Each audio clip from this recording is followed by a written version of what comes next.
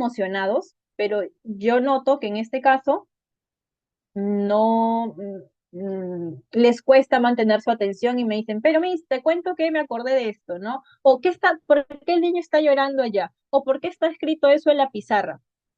Que probablemente lo ha visto o no sé si en ese momento recién se da cuenta, pero yo me doy cuenta, ¿no? Le gusta lo que estamos haciendo, es algo que llama su atención porque lo ha elegido, pero le cuesta mantener su atención en ello.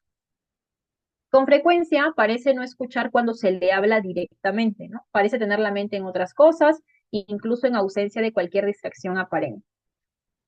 A veces me ha pasado que siento que estoy hablando con la pared, a veces yo sé que les hablo, pero su mentecita está en otro lado. Puede estar pensando en algo, a veces están pensando en qué responderte o a veces están organizando sus ideas para poder comentarte otra cosa que ellos te quieren comentar, pero sí, pareciese que están en otro lado, que están absortos en sus pensamientos o que están prestando atención a algo distinto que no somos nosotros. Eso me ha pasado mucho. No les voy a mentir, a veces es frustrante porque uno está intentando ahí llegar al pequeño, pero pues sí, no es algo que no se dan cuenta, que tampoco lo hacen a propósito. Así que sí, es algo que también podemos tomar en cuenta. De igual forma, con frecuencia no sigue las instrucciones y no termina tareas escolares, quehaceres o deberes laborales. Ejemplo, inicia tareas, pero se distrae rápidamente y se evade con facilidad, ¿no? Como les digo, a veces los niños están con la predisposición, se sientan, empiezan, pero pasó algo, escucharon algo y ¡pum! Se levantan y salen, ¿no? Repito, no es que no necesariamente no lo quieran hacer, porque aquí no nos menciona la característica de posicionismo, pero que sí le cuesta seguir instrucciones. ¿Por qué? Porque se distrae o cambia su atención hacia algo que le llame más la atención o que realmente quiere hacer, más en el caso de actividades escolares o tareas que se les han asignado y no que ellos quieran hacer. Con frecuencia tiene dificultad para organizar tareas y actividades. Ejemplo, dificultad para gestionar tareas secuenciales, para poner los materiales y pertenencias en orden, descuido y desorganización en el trabajo, mala gestión del tiempo, les cuesta cumplir plazos asignados. Eh, Algo que yo trabajo mucho, trabajo o trato de trabajar es con bastante tiempo y con una organización, ¿no? Con una rutina para poder seguir. Pero por más que uno insiste en tratar de que el pequeño pueda seguir un orden, se les dificulta bastante. Entonces, saben que tienen, es como copiar, ¿no? Saben que tienen que empezar por el título, luego tienen que hacer la mayúscula y empezar a escribir, y luego van a tener que escribir un subtítulo y van a tener que copiar.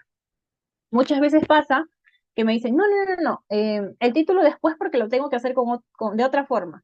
Se pasan a la siguiente línea, me dicen, ay, pero es que la misa va a molestar si no hago el título, y vuelven a la parte de arriba. Entonces, eso genera una parte de frustración y ansiedad que el niño no se organice para hacer actividades, ¿no? O, por ejemplo, uno les puede decir que saquen un juego y que lo hagan de cierta forma, y a veces por estar pensando en cómo van a hacer el juego y estar pensando en cómo les va a salir, cómo lo van a hacer, olvidan lo más sencillo que es sacar las actividades, ponerlas en la mesa, ordenar para cómo lo van a realizar, porque realmente hay una dificultad para organizar la secuencia de los pasos que yo tengo que hacer para completar una actividad o una tarea y para poder tener una secuencia o incluso un orden, como nos dice aquí. No pueden parecer descuidados, desorganizados. A veces no sé si han visto esos cuadernitos de los niños con TDAH, pero hay ideas por todos lados. Yo veo que ahí escriben como pueden, pero hay dibujos, borrones que se han ido hacia abajo de la línea, y no porque no lo puedan hacer, sino porque realmente, pues, la falta de planificación hace de que no lo puedan hacer.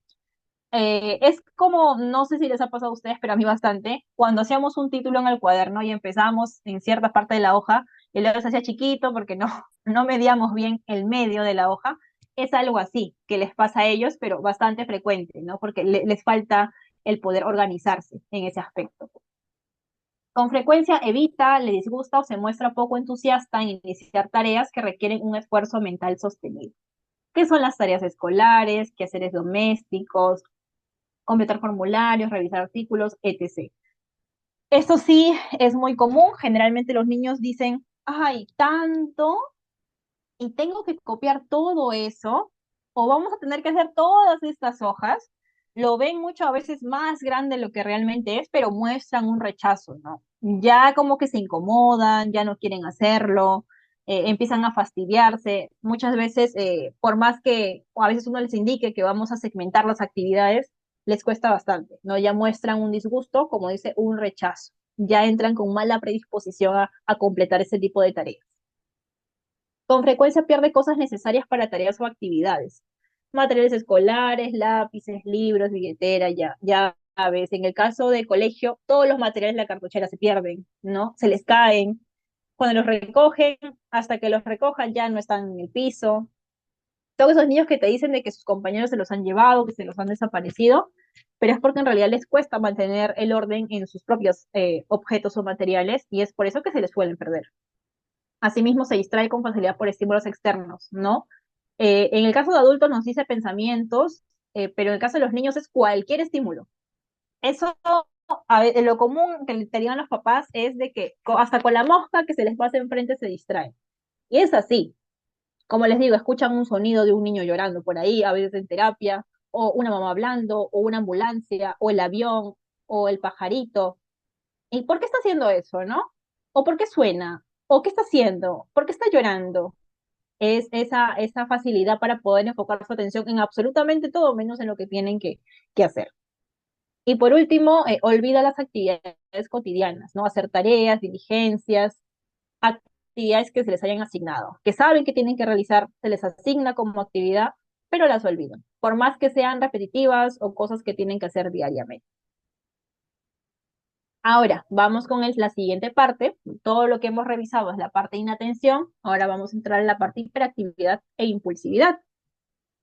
Nos dice que tiene que cumplir seis o más, ¿no? En este caso de los siguientes síntomas, y se han mantenido durante al menos 6 meses en un grado que no concuerda con el nivel de desarrollo, igual que lo anterior, y que afecta directamente a las actividades sociales, académicas o laborales. De igual forma, no responden necesariamente a un comportamiento de oposición u hostilidad, ¿sí? Y en el caso de adultos nos dice que de igual forma se requiere al menos 5 síntomas. Pero nosotros, bueno, vamos a revisar la población infanto-juvenil, sobre todo infantil. A ver, con frecuencia juguetea o golpea con las manos o los pies o se retuerce en el asiento. Eso es de las características creo que todos vemos más sencillamente, más fácil, es más observable. Se mueven constantemente, no están moviendo sus piecitos hasta cuando hablan o están haciendo una actividad y parece que están totalmente concentrados, se están moviendo. Con frecuencia se levanta en situaciones en que se espera que permanezca sentado, como en clase, ¿no? O en alguna situación que requiera mantenerse en su lugar. Creo que esas son las características que más ven los docentes, que más ven la población en general de los pequeños con TDAH, ¿no? Corretea, trepa en situaciones en las que no resulta apropiado, es incapaz de jugar o de ocuparse tranquilamente en actividades recreativas, ¿no? Por más que sea algo que le llame la atención, como les había mencionado, tranquilamente no va a hacer, se va a mover constantemente, va a correr, va a saltar, se va a tirar, o el juego que está haciendo lo va a transformar y lo va a hacer mucho más grande, mucho más dinámico, mucho más energético, ¿no? Para darle otro ritmo. Nos dice que con frecuencia está como, entre comillas, ocupado, actuando como si lo impulsara un motor, ¿no? Es incapaz de estar o se siente incómodo estando quieto durante mucho tiempo, como restaurantes, reuniones, y los otros pueden pensar que está intranquilo o que le resulta difícil seguirlos. Esa sensación de estar moviéndose, no sé si han visto sus pequeñitos por ahí, los que tienen esos casitos ya, que está como que quiere levantarse, parece que está mirando a otro sitio y que ya va a hacer algo o que ya está pensando en levantarse para poder generar algún tipo de movimiento. Me ha pasado bastante verlo. Y realmente no, como les digo, no es que no nos quieran hacer caso, no es que muchas veces no les interese lo que yo les estoy diciendo, pero a veces me dicen, es que necesito pararme, me dicen, no necesito dar vueltas para poder estar más tranquilo. O déjame darme una vueltita y luego me siento para poder seguir trabajando contigo. A veces tengo unos niños que me dicen eso. Y yo lo entiendo porque noto genuinamente que es algo ya más que no parte de, no quiero trabajar con la Miss, ¿no? Sino parte de que necesito moverme o necesito hacer algo, ocuparme en levantarme y empezar a generar otra cosa. Algo que me ha pasado mucho, no sé si ahorita lo voy a mencionar, pero creo que sí, es que cuando mis niños que tienen presunción diagnóstico de TDAH me quieren contar algo, se paran y empiezan a dar vueltas o a caminar mientras me cuentan y hacen movimientos y gesticulan y levantan la voz y bajan la voz y modulan de cierta forma, ¿no? Hablan bastante rápido, se les cruzan las ideas, pero generalmente es en movimiento constante. Y por más que yo siempre los trato de redirigir a que permanezcan un ratito al menos sentados mientras me cuentan eso, como que su propio cuerpo nos dice, ¿no? Como si le impulsara algo a levantarse. Ay, pero ¿te acuerdas que yo te dije qué tal? Y empiezan a caminar por todo el espacio. Y yo me doy cuenta. ¿Y uno qué hace ahí? No le puedes decir, ¿sabes qué? Está mal que te pares, ¿no? Siéntate. Porque genuinamente es algo que él hace para poder concentrarse en lo que me está contando y seguirle el hilo a su propia idea. Yo sé que si lo siento a la fuerza y le digo, cuéntame sentado, no va a organizar sus ideas, va a estar más inquieto, va a estar moviendo un piecito por ahí o la manito o algo porque le fastidia, porque no tolera estar sentado tanto tiempo, ¿no? Y si bien, claro, no es lo ideal o es algo no deseable muchas veces en colegio o en terapia, es algo que él no puede controlar. Y si es algo que no puede controlar, yo a veces digo, ok, ese es el espacio en el que necesita, ¿no? O yo trato de darle ese espacio, ya hablando de intervención, yo trato de dirigir eso, de controlar eso y darle ese espacio para que se regule mientras me comenta algo, conversamos sobre su día y ya posteriormente tenga un poquito más de predisposición o esté un poquito más regulado para que pueda trabajar una actividad sostenida conmigo. No, al menos yo personalmente hago eso. Pero sí, no sé si les ha pasado, si han visto, pero es algo muy, muy, muy común en el caso de los niños con TDAH, porque no han sido uno o dos, son de todos los casos que tengo, unos cuatro, cinco, seis, que suelen hacer eso, y es muy común, ¿no? Bastante, bastante común. Con frecuencia habla excesivamente, también responde inesperadamente o antes de que se haya concluido una pregunta, ¿no? Termina tus frases, no respeta su turno, eso es algo vital, porque justamente el criterio H dice, ¿no? Con frecuencia le es difícil esperar su turno. En una fila, para una actividad, en el colegio, para hablar, para comentar lo que quiere comentar. Y genuinamente les fastidia, ¿no? Es algo que se les hace incómodo, les genera un malestar cuando no pueden decir la idea que quieren en ese momento, porque es un impulso que ellos tienen de poder decir lo que está pasando. A nosotros también nos pasa, no creo que solamente a las personas con TDAH, muchos de nosotros también, los que somos más impacientes, pero en el caso de ellos es una constante, y es como su primera respuesta. Con frecuencia interrumpe o se inmiscuye con otros, ¿no? En conversaciones de otros, en juegos de otros. Puede empezar a utilizar las cosas de otras personas sin esperar o recibir permiso. Y en adolescentes o adultos puede inmiscuirse o adelantarse a lo que hacen otras personas. Como no hay una dificultad en la parte del autocontrol, coge lo que quiere, ¿no? Sin pedirlo, no respeta el turno o si escucha algo de lo que están hablando las personas y él sabe o él domina el tema, va a intervenir sin pedirle permiso a nadie y probablemente lo va a hablar con toda la confianza y seguridad, ¿no? Porque es algo que le llama la atención. Algo que me pasa mucho es que en el patio donde están todos los niños, cuando esperan su turno para terapia, yo he visto mucho eso. Yo estoy conversando, dando devoluciones a veces a papás. Me acuerdo que mi siguiente turno me tocaba un pequeño de 8 años con TDAH y él ya sabía que le tocaba terapia conmigo, a qué hora le tocaba, porque era muy estructurado en su rutina.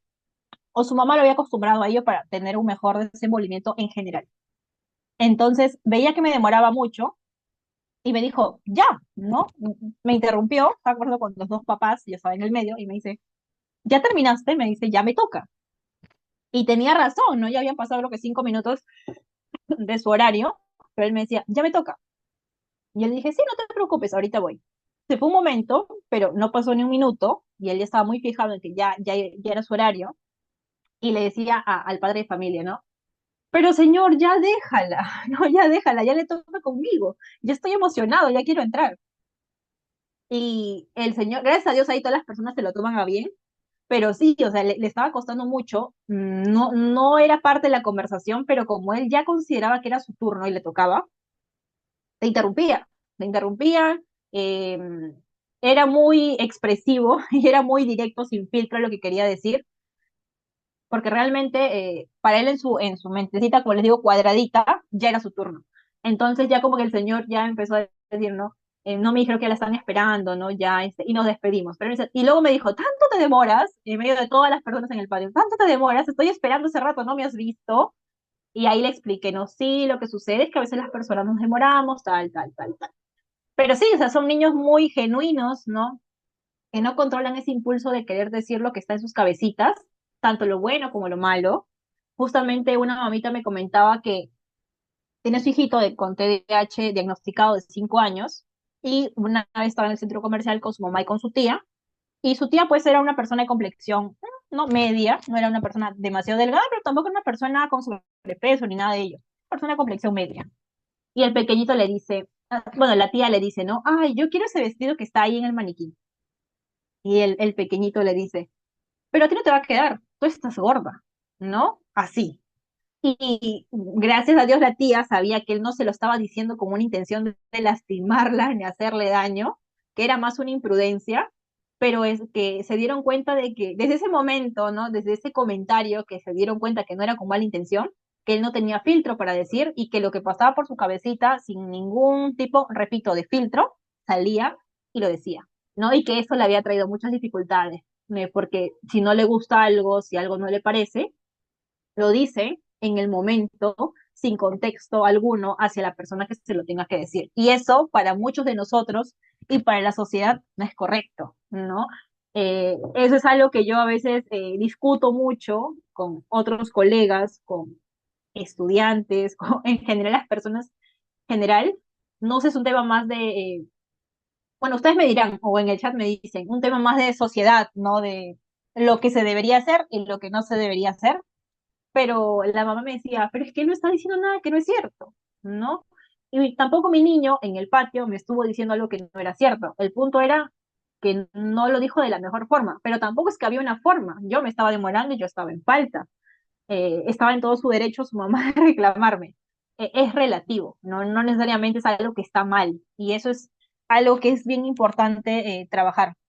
Las cosas no están ni bien ni mal, ¿no? Porque eso es un juicio muy, muy moral, y muchas veces dentro de nuestra carrera hay que evitar hacer esos juicios de valor, morales, porque no necesariamente nuestros pacientitos o nuestros consultantes van a responder a ello, ¿no? Y tenemos que abrir la mente para decir, ok, porque a mí me parezca que este niño en el patio, ¿no? Está haciendo, porque hay varios papás que pensarán que es malcriado, ¿realmente estará siendo malcriado?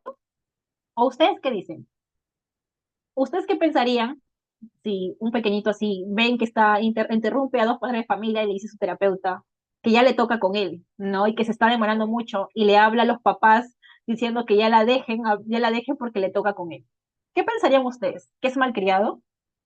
Los leo. Y O tal de vez les ha pasado. también pueden alzar su mano para poder darles pase y puedan activar su micro.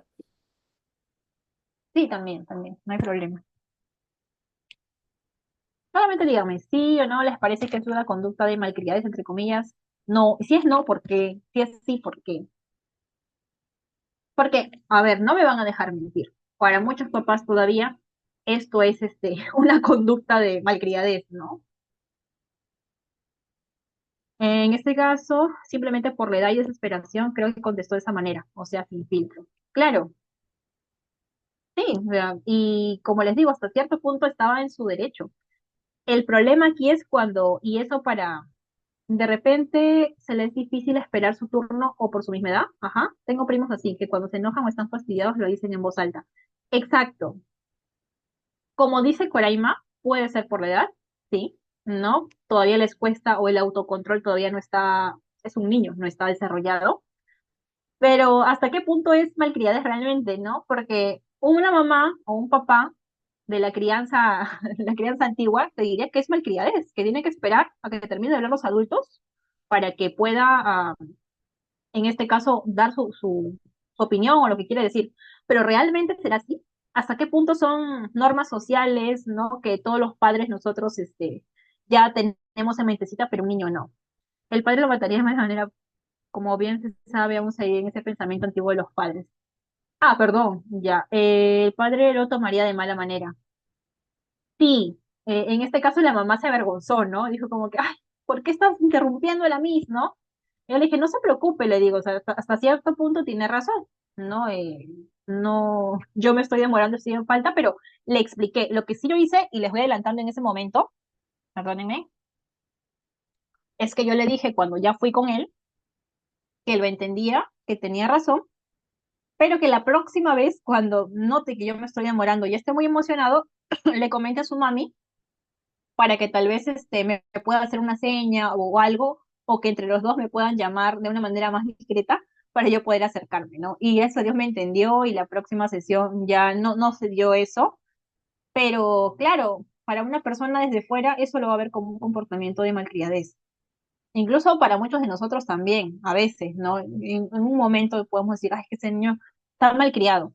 Pero en realidad, como les digo, no es que esté bien o esté mal, simplemente es una falta de autocontrol propia de la edad, que muchas veces nosotros esperamos que los niños actúen como adultos chiquitos y pues no necesariamente va a ser así. Así que sí, en este caso, en estos pequeños específicamente, el filtro va a ser menor, la impulsividad es mayor, no van a esperar que les den su turno para poder comentar lo que quieren, sino que por ahí pues se les dificulta ello e interrumpen, ¿no? Hoy en día, no sé si ustedes habrán visto, ya para ir cerrando, se está hablando mucho más del diagnóstico de TDAH en adultos, de TEA y TDAH en adultos, y algo que mencionan mucho los adultos diagnosticados neurodivergentes es esto, ¿no? Que siempre se les ha dificultado cuándo deberían hablar, cuándo deberían parar, cuándo deberían darle la palabra a la otra persona, o la emoción intensa que sienten de querer comentar lo que está en sus cabezas y que muchas veces eso genera que se interrumpa la conversación. Imagínense, si en adultos es así, en un niño definitivamente es mucho más complejo. Mm, mm, mm. Listo. Igual lo sigo leyendo por si hay alguna pregunta o comentario en el. Listo, ya para ir finalizando con los criterios diagnósticos, algunos síntomas de inatención hiperactivos impulsivos estaban presentes desde antes de los 12 años. Varios de estos síntomas están presentes en dos o en más contextos, es decir, en casa, escuela, trabajo, amigos, parientes o en otras actividades, ¿no? Por ejemplo, en casa y en colegio, o en casa, colegio y el taller de fútbol que tiene por las tardes, ¿no? O no solamente en el hogar donde el núcleo familiar, sino también cuando está en otras reuniones sociales, también se presenta. Existen pruebas claras de que los síntomas interfieren con su funcionamiento social, académico o laboral y está disminuyendo la calidad de estos mismos. Como les había comentado, ya se están viendo perjudicados algunos ámbitos, en este caso de funcionamiento, ¿no? Bajo rendimiento escolar, mala relación con los compañeros, ¿no? Tal vez en el hogar ya hay un conflicto mayor, ya no se están pudiendo manejar los comportamientos de manera adecuada y pues el niño ya está mostrando en este caso, una baja de calidad de vida en general.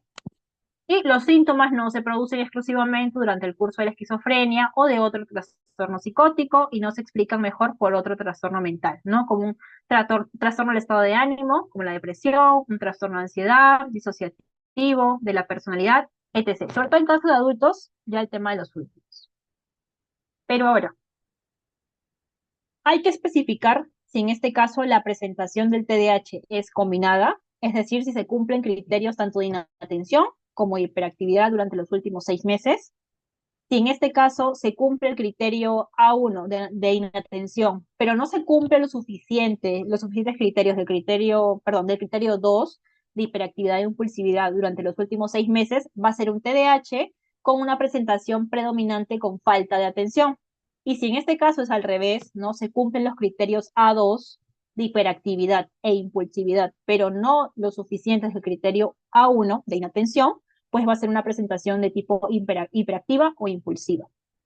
En este caso también está, como les digo, la parte combinada, es decir, cumple criterios de ambos, la predominante de falta de atención o inatención y la predominante de hiperactividad, impulsividad. Y eso sí es bien importante que nosotros podamos determinar, porque no todos los casos son iguales, por eso es que a veces también como supongamos, ¿no? El pequeño es muy inquieto, interrumpe conversaciones, no tiene filtros, pero dentro de todo no parece absorto sus pensamientos, completa algunas actividades escolares, sobre todo las que le gustan o le llaman más la atención, o las materias que le agradan, y dentro de todo tiene buenas notas, dicen, ah, no, es malcriado, pero no tiene TDAH. Así que no, nosotros tenemos que indagar bien en los criterios diagnósticos para poder determinar si es una presentación combinada, como les digo, o predomina alguno de los dos. De igual forma, especificar la gravedad actual. Leve, si hay poco o ningún síntoma, si están presentes más que los necesarios para el diagnóstico, y los síntomas solo producen deterioro mínimamente del funcionamiento laboral o social. Es decir, si justo cumple los criterios necesarios para el TDAH, y si en este caso no está interfiriendo en sus ámbitos de vida de manera muy, tal vez, no le está deteriorando tanto, ¿no? No es tan fuerte. El moderado, si los síntomas o deterioros funcionales presentes están entre leve y grave, ¿sí? Como que el punto medio. Y grave, pues, si la presencia de muchos síntomas, aparte de los necesarios para el diagnóstico, o los síntomas producen un deterioro notable del funcionamiento social, académico, laboral, etc. Es decir, ya le está afectando demasiado en el hogar, en el colegio y en el plano social, ¿sí? Eso es importante porque hay TDAHs que en este caso han iniciado, por ejemplo, un proceso de intervención en una gravedad actual de grave, valga la redundancia, pero con el proceso terapéutico van, después de una evaluación, se va dando cuenta que ya está moderado o que tiene un mejor pronóstico, o como he visto que algunos neuropediatras lo colocan como TDAH mejorado. Algo así he visto que colocan, ¿no? Es decir, que ya está presentando un mejor o un favorable pronóstico. Para ir ya terminando la parte de, en este caso, aprender sobre el TDAH, tenemos las comorbilidades. En este caso, los trastornos neurológicos. Los trastornos de aprendizaje, creo que son los más comunes, los que más se presentan, ¿no? La dislexia, la discalculia, y todo lo que tiene que ver con problemas específicos del aprendizaje en general, ¿sí? Es algo que es muy común. ¿Por qué? Porque precisamente toda esta falta de organización, de estructura, de atención, de recepción de la información, no permite que el pequeño pueda completar las consignas o las actividades escolares de manera favorable, ¿no? De manera exitosa. Entonces, creo que el principal trastorno, el que más se presenta, el que es más común ver, ¿no? Un trastorno de aprendizaje específico en los pequeños. Sobre todo he notado bastante en la parte de la escritura. Es bien difícil para los pequeños no evitar, primero, que se les dificulte escribir, leer por lo extenso que puede ser o lo demandante. El tema del tiempo, que en este caso amerita escribir o leer.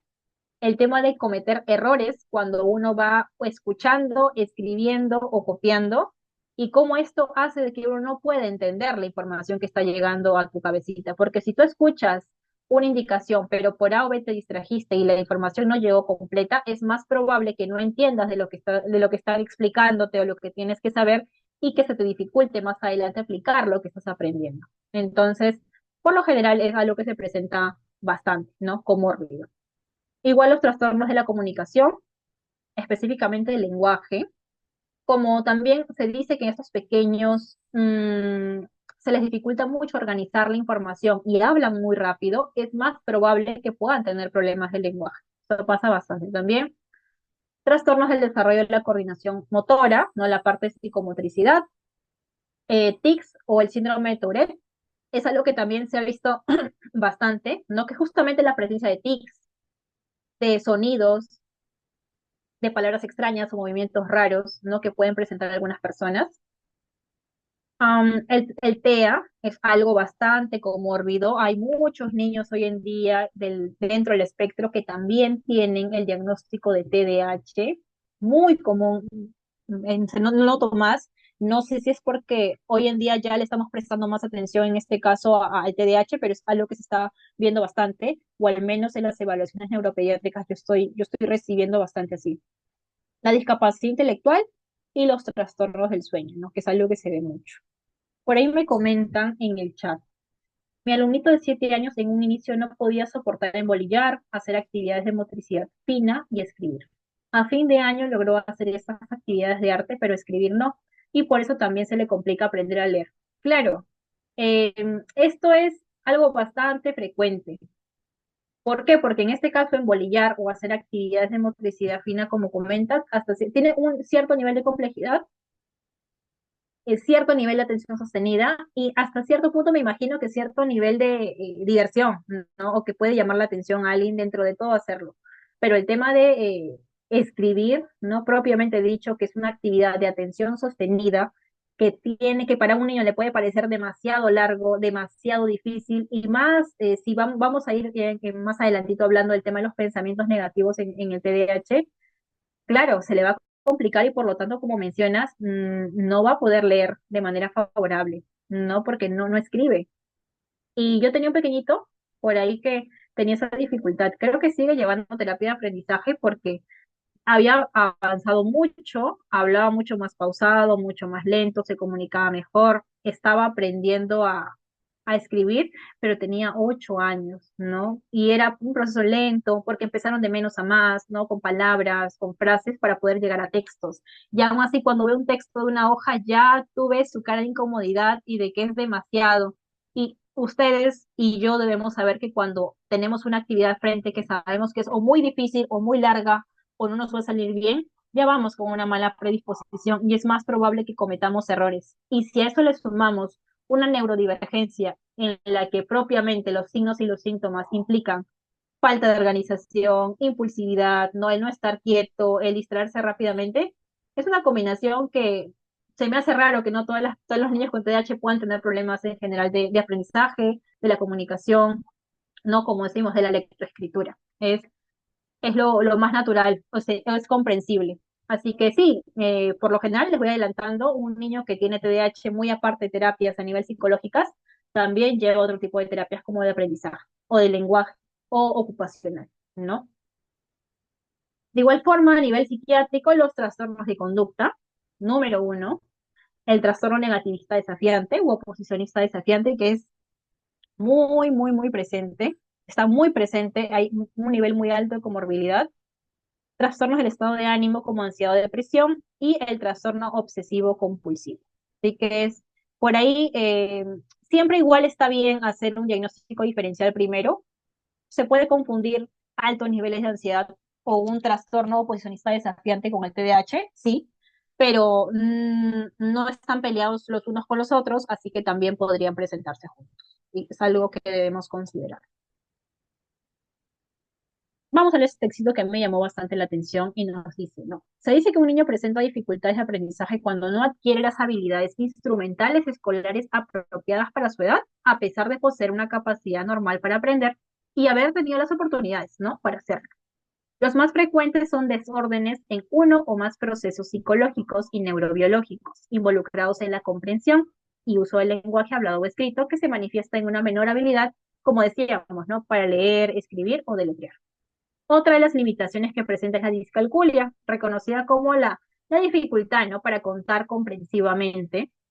Estos pacientes muestran falta de destreza para la ejecución de operaciones básicas, suma, resta, multiplicación, división, cálculo mental, necesidad de usar los dedos para contar, porque me cuesta organizar la información, ¿no? Aquí, la habilidad de la adquisición de automatismos para contar, es decir, esa falta de habilidad que muchas veces las personas desarrollamos de autoinstrucciones para poder llevar un proceso mental de suma o de resta, conflictos para estimar cálculos aproximados, apuros en las secuencias o lentitud en la realización de tareas matemáticas. Porque justamente, ¿no? Como nos dice, tal vez necesitan algo más concreto para poder contar, para poder sumar, restar.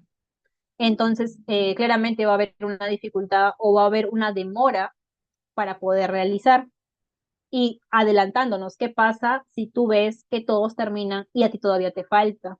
Te empiezas a frustrar y como no manejas tu frustración, porque tienes una dificultad para gestionar tus emociones por encima de la media, y aparte de eso tienes características de impulsividad, ¿qué pasa o qué se genera? Esas rabietas, ¿no? O esas llamadas de atención en todo el salón, los desbordes emocionales propios del cuadro.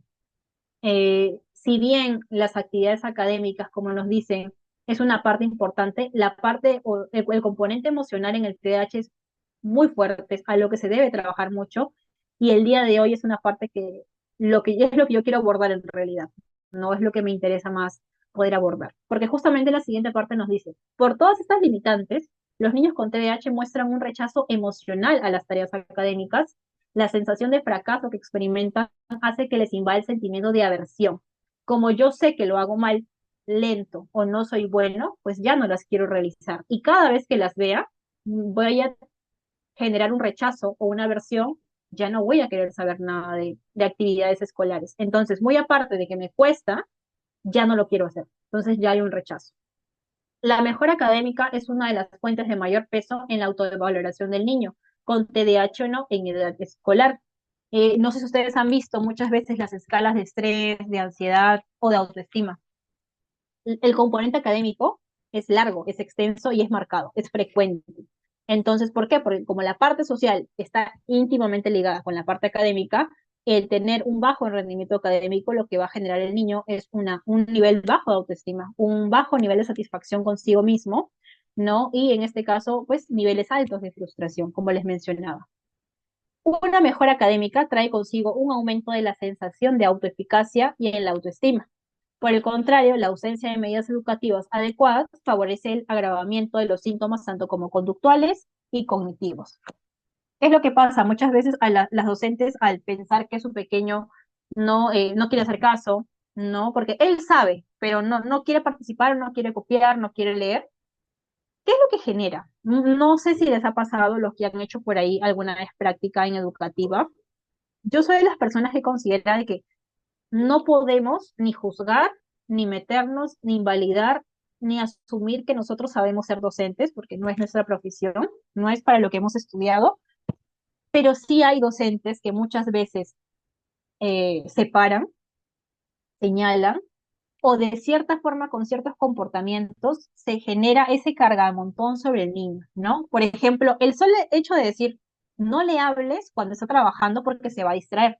O muchas veces como los niños quieren jugar en clase, nuestros pequeños tienen menos filtro para ellos, no quiero, las papás dicen, no quiero que este niño se siente con mi hijo, ¿no? Entonces, ¿qué genera? Que al niño lo sienten solo, adelante y separado de los demás, y de cierta forma a los compañeros empiecen a rechazar a estos niños. Entonces, la parte socioafectiva, socioemocional del pequeño es la que se empieza a deteriorar más rápidamente, ¿no? De manera más grave, y por eso es que muchas veces los niños con TDAH en su mayoría dicen, no quiero ir al colegio, ¿no? Odio a la profesora, odio el colegio, odio estudiar, pero es porque ir representa una carga de estrés y ansiedad altísima, ¿no? De rechazo, de saber que vas a ser señalado y que no eres suficiente, ¿no? Que no, por más que lo intentes, ¿no? Por más que sigas yendo a terapia e intentes avanzar, no estás igual que tus compañeros. Y repito, no necesariamente tienes que tener un problema o bajo rendimiento académico para que eso se presente, porque hay niños que solamente por ser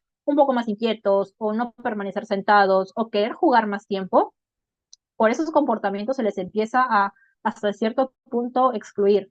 Y no voy a hablar por todos los docentes porque he trabajado con docentes que son muy buenas y realmente se comprometen mucho por trabajar con los pequeños, porque yo sé que no en todos los colegios hay la capacitación adecuada para trabajar con niños con alguna neurodivergencia o diagnóstico, pero ponen de su parte, ¿no? Y está la predisposición para trabajar con nosotros, que somos los terapeutas externos, y están aperturados a.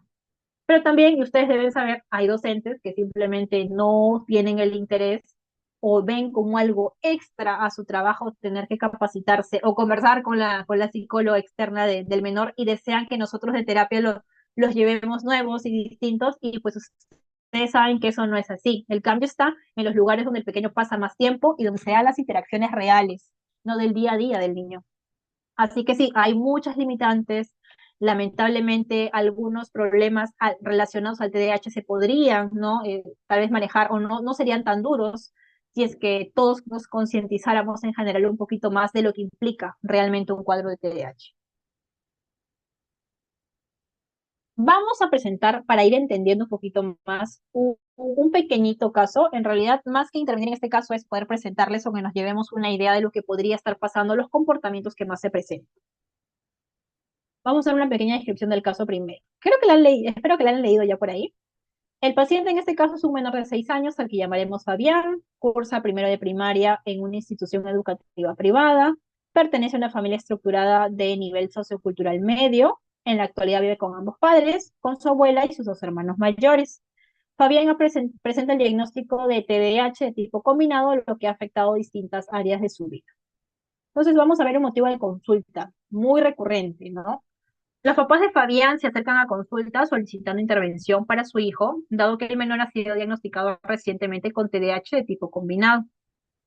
El padre refiere que siempre ha sido inquieto, ¿no? Saltaba de un lado a otro, de chiquito. Pensábamos que era así porque nuestra hija mayor, al ser mujer, era más tranquila, ¿no? Y él, por ser hombrecito, ¿no? Es normal que sea movido, pero no. En el colegio la profesora menciona que no termina las tareas, no copia, se molesta rápido cuando algo no le sale bien. Ha llegado a gritarle y querer golpearla cuando no lo entienden o no le dan más tiempo. Y por esto pasó a evaluación psicológica y neuropediátrica, obteniendo el diagnóstico. Asimismo, la madre refiere que en casa esas conductas también están siendo más frecuentes. Cuando no le sale una tarea o actividad rápido, grita, quiere que lo ayuden, rápidamente comentando cosas como nadie me entiende, ustedes son malos, nadie me quiere, soy el peor de todos, y que si bien intenta ayudarlo, termina perdiendo la paciencia y castigándolo sin sus juguetes o el celular. El padre menciona, yo sé que él puede, pero le gana su comportamiento. Le gusta mucho dibujar y pintar, y en ese momento parece tranquilo y se concentra, pero con sus tareas es diferente. Busca algo con que distraerse siempre y se demora muchas horas en terminar. Asimismo, refieren que si bien tiene amigos, son pocos, dado que Fabián por lo general desea elegir los juegos, ser primero y le cuesta esperar su turno, ocasionando desbordes emocionales, por lo que los demás niños lo apartan y no desean jugar con él. Nos dicen también que Fabián siempre ha sido inquieto, con mucha energía, con facilidad para dibujar y pintar. Sin embargo, desde pequeño ha presentado estas explosiones características, ¿no? Las cuales eran manejadas por el papá, brindándole apoyo o aquello que él quería para sentirse mejor, o llevándolo a manejar bicicleta al parque para que se calme. De igual forma, los padres refieren que siempre fue muy sincero, entre comillas, diciendo todo aquello que pensaba sin mayor filtro, generando en ocasiones que las demás personas se sintieran cómodas o ofendidas, así como la dificultad para esperar sus turnos en las conversaciones, interrumpir cuando sus padres conversan y no tolerar hacer colas en supermercados o espacios públicos, por lo que la madre ha optado por no ir con él o no completar diversas tareas para evitar que el niño en este caso haga o tenga un desborde. De igual manera, ha sufrido dos accidentes que lo han llevado a usar yeso por saltar de la cama a los sillones del hogar, creando juegos, ¿no? Generándole miedo, además, ¿no? Ir al médico en la actualidad. Hoy se encuentra terminando su año escolar y su rendimiento académico ha disminuido considerablemente. No copia, se sale del salón cuando se enoja y no se relaciona adecuadamente con sus compañeros. Esto por lo general es lo que uno más ve, no es lo más frecuente, es lo que más se presenta, es el problema que nosotros vemos muy constantemente. Y después de lo que hemos hablado, por ejemplo, ¿por qué ustedes creen que en este caso Fabián no tiene pensamientos como nadie me entiende, son malos, nadie me quiere, soy el peor de todos, después de haber leído todo el caso?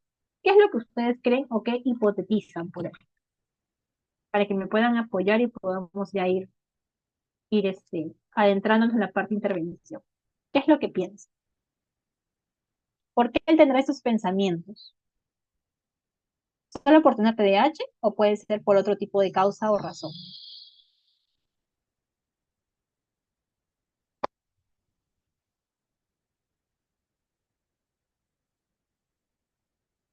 Igual como les mencionó Catherine, también pueden tal vez levantar la mano, ajá, levantar la manito para encender sus micrófonos por ahí si es que no quieren escribir.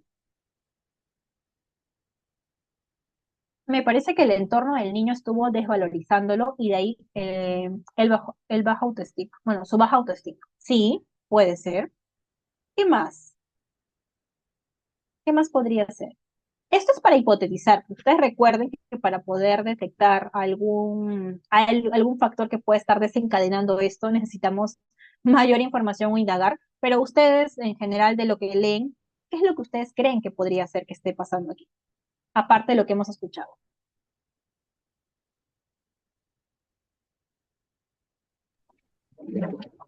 Señorita, porque a veces no le comprenden lo que él está haciendo, entonces le llaman la atención y él se siente Ajá, culpable sí, perfecto. y quizás reniega por eso, siente que no lo comprenden.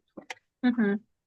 Claro, no esa sensación de incomprensión, de que nadie lo está entendiendo. Coraima, por ahí has levantado la manito, doy el paso. Sí, buenas noches. Considero que, por decir, él, bueno, en el caso se menciona, ¿no? De que él pide que le ayuden inmediatamente y sus padres dicen que terminan perdiendo la paciencia y castigándolo sin sus juguetes o en el celular. Aparte de que su tutora, o sea, él también menciona de que su tutora también ha llegado a gritarle y querer golpearla. Entonces ahí se puede percibir que pues por parte de los padres le castiga. Y por más que él quiere concentrarse, que por más que él quiera hacer todas las cosas, porque como usted lo mencionó en todo el taller, de que ellos no es que lo hacen intencionalmente, simplemente que a veces no se focaliza esta atención. Entonces eso hace que por más que ellos intenten y todo, los padres aún así terminan perdiendo la paciencia por los comportamientos, pues, ¿no? Y por eso se siente incomprendido, porque él por más que quiera y quiera concentrarse y focalizar su atención, aún así no puede. Y los padres pues pierden la paciencia y le castigan, y de igual forma con su profesor en el salón. Exacto, muy bien. Sí, Coreima, y en realidad como tú dices, imagínate hacer un esfuerzo, ¿no? De estar intentando, y nadie lo reconoce, nadie se da cuenta que para ti está haciendo un sobreesfuerzo lo que estás haciendo y sigue sin ser suficiente. Y aparte de eso, las personas que deberían representar para ti el cómo actuar en una situación de cuando te sobrepasa una emoción, son las personas que se muestran más frustradas o intolerantes a lo que sientes, ¿no? Es un entorno bastante invalidante, por ahí como estaríamos mencionando. Adama Maita, dime, te escucho. Sí, ante todo, muy buenas noches con todas. Las cosas que he podido notar sobre el caso, sobre justo el tema que estamos tratando, el trastorno de déficit de atención y hiperactividad, podemos ver, Sama, que el pequeño tiene dificultades en permanecer quieto, tanto que ha tenido un accidente en el cual ha sido bien fuerte, el cual creo se ha lastimado su piernita. El otro es, por ejemplo, ha disminuido en el tema académico y la baja autoestima que viene presentando. Y asimismo también los padres en este caso han hecho la comparación de su hijo con su menor hija, con su hija mayor, perdón, que ella era más tranquilita. Debemos tener en conciencia, también suelen entender los padres que los hijos siempre no van a tener la misma personalidad, no van a tener el mismo comportamiento. Ujú. Sí, Eso he sí, está podido notar. bien. Sí, muchas gracias. Es muy cierto. A veces los papás me dicen, es que con mi primer hijo no era así, ¿no? Él tiene un temperamento súper diferente, súper tranquilo, tranquila, ¿no? Nunca he tenido estos problemas. Siempre ha sido la primera o siempre ha sido el mejor de su clase. De por sí esos comentarios ya generan una comparación o una sensación de insuficiencia o de tener que probar que eres igual de bueno que alguien, más cuando son hermanos mayores que han sido como que top, ¿no? Para los papás. Pero claro, si aparte de eso, como les digo, el entorno en el que están es invalidante, es más complicado. Por ahí voy a leer. Mariana me dice, porque se frustra muy rápido y no se siente escuchado. Las personas, al no saber su diagnóstico, no lo comprendían de sus acciones y al aislarlo habían generado esos pensamientos. Claro, sí, completamente. Fiorella me dice, yo pienso que no sabe cómo regularse por sí mismo y todo ello le genera mucha frustración, más el clima familiar que no es el más adecuado. Todo ello suma, ya que él mismo no sabe cómo cambiar sus comportamientos por la misma condición. Claro, porque justamente como hablábamos, ¿no? Como tú mencionas, el mismo ambiente es el que está reforzando sus comportamientos porque también hay un modelo de una forma de manejar los conflictos totalmente inadecuada, totalmente, ¿no? También explosiva. Así que estamos reforzando la idea del pequeño de que cuando está en ese momento, explotar es lo más normal del mundo y que es una forma de enfrentar el conflicto. Falta de psicoeducación a los padres con su diagnóstico. Sí, también. Y eso es algo que pasa mucho. No se trabaja a veces el hablar con los papás o hacer un buen encuadre con ellos y explicarles punto por punto en qué consiste específicamente, no necesariamente el TDAH, sino el cuadro de su hijo, de su menor hijo específicamente. Porque a veces queremos hablar de TDAH, pero sabemos que todos los niños son distintos. Así que como mencionas, ¿no? Específicamente de su cuadro actual. Y en este caso el cuadro de Fabián. Así que lo que he hecho es que, como ustedes ya habrán visto en las diapositivas por ahí, he hecho como algunas tentativas de lo que podría ser algunos comportamientos en un ABC, ¿no? En un antecedente, en la conducta y la consecuencia. Entonces vamos a ir analizando rapidito cómo es que se está manteniendo este problema. A ver, nos dice, actividades, el primer antecedente son actividades escolares muy largas o que no termina de comprender. Lo que está generando, ¿no? Que exige que se le ayude en tono demandante y llora o grita si no se le atiende de manera inmediata. ¿Qué es lo que pasa en esa situación? La docente intenta ayudarlo, pero al no conseguir que se calme, opta por decirle que se quedará sin recreo si no se calma, que es algo que pasa bastante. Entonces, ¿qué genera en este pequeño?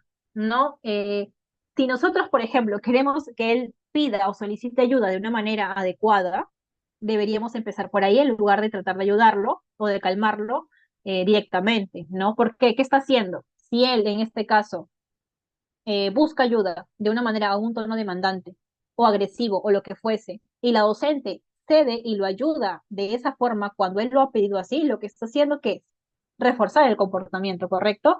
Ya está reforzando y le está validando esa forma de pedir ayuda. Pero ¿qué pasa? Luego le dice que si no se calma, porque no puede calmarlo, se va a quedar sin recreo, que es una respuesta completamente distinta. Entonces estamos como en una dinámica pasivo-agresiva, ¿no? Cedo, pero si no, ¿sabes qué? Soy muy tajante contigo y automáticamente te quedas sin recreo. Entonces, tanta ambivalencia, ¿qué va a generar en el pequeño? ¿Cómo va a ser la relación con su docente? En algunas palabritas por ahí que ustedes puedan poner. ¿Qué podría generar que el pequeñito sienta por su docente o piense de su docente? ¿No? O me calma o me castiga. Así de simple, porque el dejarlo sin recreo es un castigo. ¿Qué podría ser? Sobre todo porque yo siempre digo que la conexión con las docentes es muy importante, ¿no? En casos de TDAH o de problemas de conducta. Que no lo comprende. Ujú. Frustración y pensará que es mala. Enojo, ¿no? Entonces, mucha confusión y frustración, correcto. Y chicos, aquí ya para ir adentrándonos, como les digo, siempre se me vienen las ideas cuando estoy hablando de estos temas.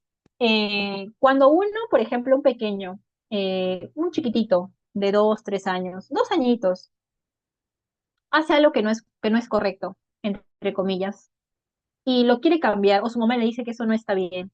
Por lo general, el niño, como quiera su mamá o su papá, por lo general, ¿no? Toma en cuenta esto y como quiere agradarle a su mamá, deja de hacerlo porque sabe que su mamá va a estar feliz si él deja de hacer o hace lo que le están pidiendo.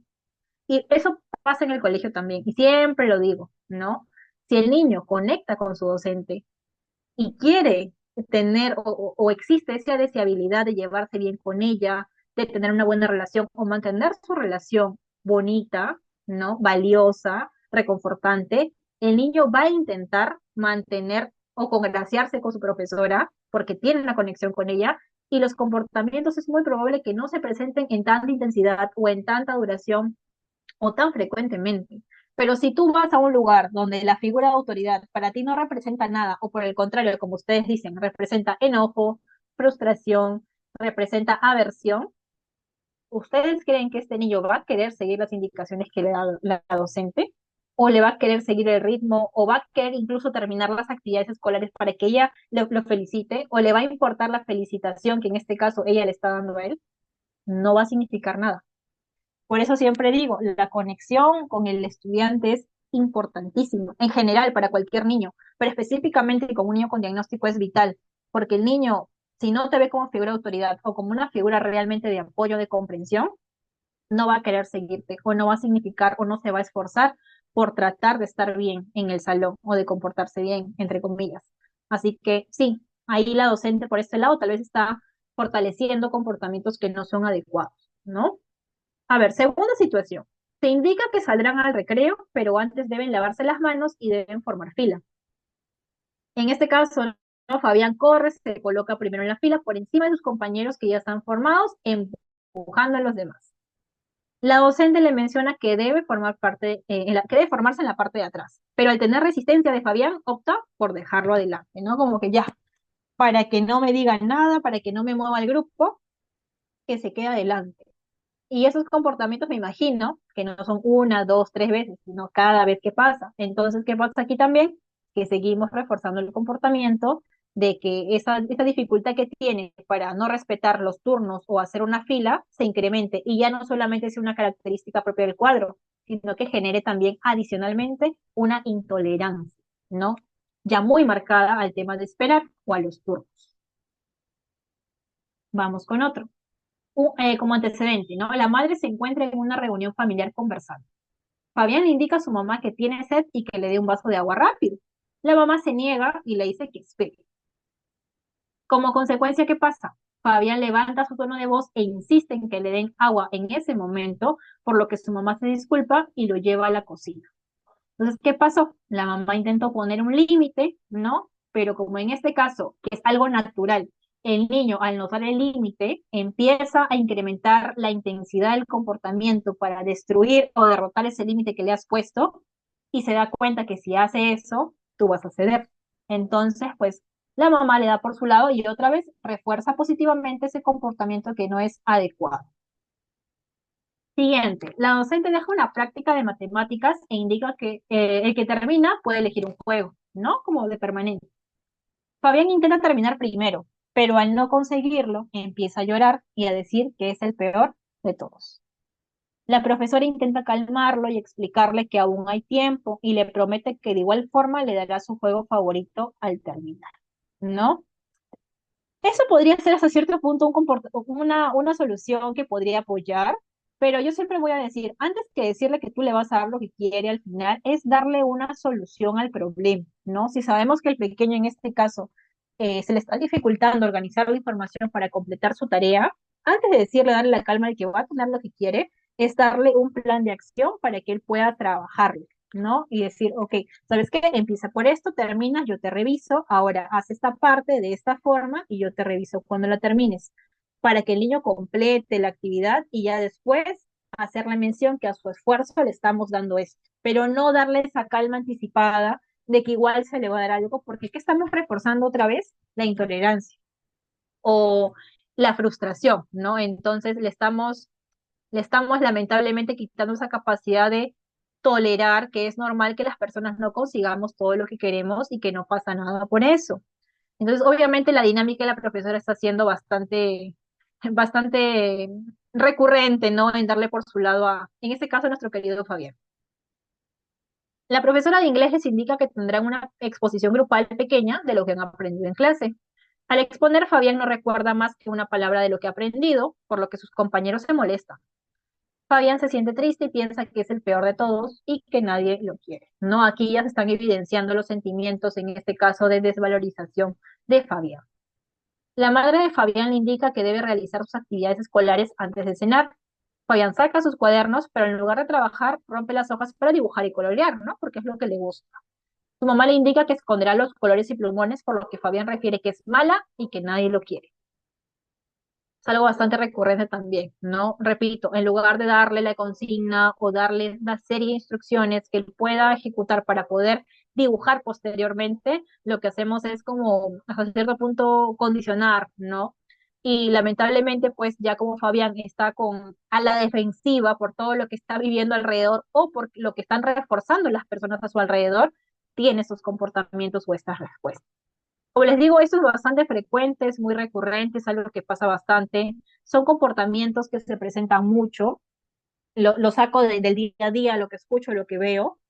Pero creo que por ahí los que tienen conocimientos ya en análisis funcional, para ustedes es ya más sencillo, ¿no? Poder organizar esta información, porque si aquí les añadimos algunos elementos, se vuelve un análisis funcional, pero para iniciar, como siempre digo, u organizar nuestra información o ver qué comportamientos o qué acciones de algunas personas están generando algunos comportamientos en el pequeño y cómo se está manejando, esto nos puede ayudar a poder tener un panorama general de lo que está pasando, de los comportamientos, de aquello que lo está activando y de cómo se está manejando posteriormente o qué está pasando, cómo está impactando en el niño. Así que siempre lo recomiendo, ¿no? Porque sé que en este caso hacer un análisis funcional por lo general es más extenso y requiere mayor conocimiento, pero ustedes quieren organizar su información para iniciar y para poder encuadrar sus casitos, esto les puede apoyar para iniciar. Así que vamos a pasar a la parte ya de intervención. En este caso vamos a repasar estrategias que estén centradas primero en el niño, ¿no? Primero la parte de la psicoeducación. En la parte de la psicoeducación nos dicen que es motivarlo para el cambio, dar una explicación adecuada de su problema para eliminar sentimientos de culpa y mejorar la percepción que tiene de sí mismo.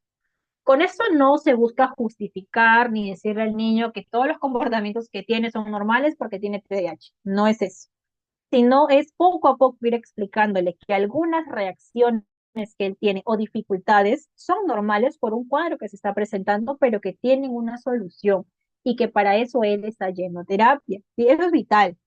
Obviamente el rapport o una alianza terapéutica adecuada con nuestro pequeño va a ser muy importante para que él nos reciba esta información, porque recuerden, si un niño con TDAH ya llega con problemas de comportamiento, es muy probable que ya tenga problemas también a nivel emocional. Entonces venga o más a la defensiva o venga con problemas directos hacia las figuras de autoridad, que en este caso seríamos nosotros en el contexto terapéutico, ¿sí? Aparte de los problemas de atención, hiperactividad o impulsividad.